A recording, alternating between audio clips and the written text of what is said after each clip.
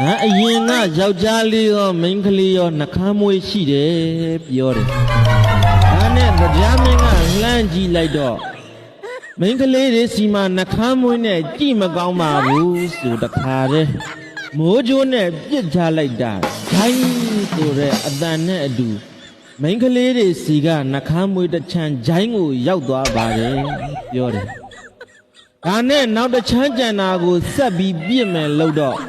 တရားမင်းရဲ့မိန်းမကပြောတယ်